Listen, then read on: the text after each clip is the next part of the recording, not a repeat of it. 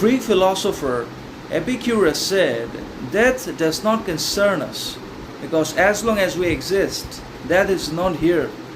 And when it does come, we no longer exist," meaning death should not be able to be a concern in our lives. Death must not be able to concern us in any way, shape, or form, because as long as we are here,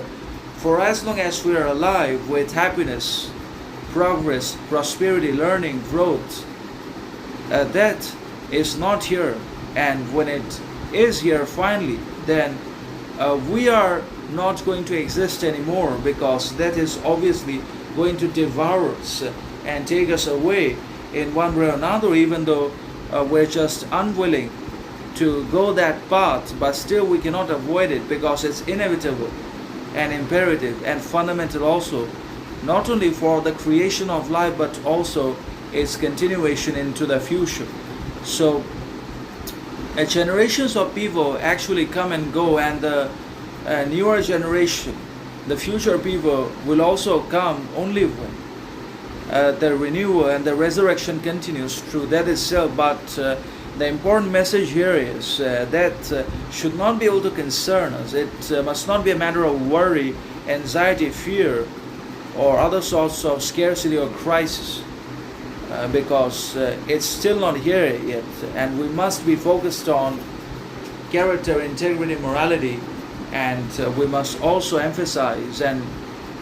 divert all of our attention and negative energy upon the development, achievement, and acquisition of wisdom, morality, knowledge, maturity, understanding, modesty, moderation, and most importantly, independence, individuality, and sovereignty in our thinking, perception, mentality, that directly translates into our actions and governs our whole personality, so that not only are we able to relieve ourselves from the need for external validation, attention, recognition, etc., but we're also able to deal with the desire or the craving for materialistic possession, objective success, property, wealth, etc.,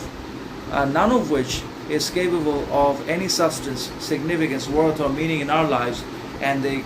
don't make us meaningful,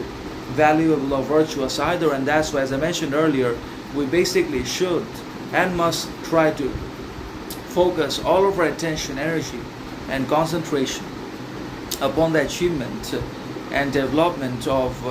virtue, authenticity, individuality, and sovereignty, and then apply all of that into our character and eventually our actions, so that we can live with virtue, dignity, happiness,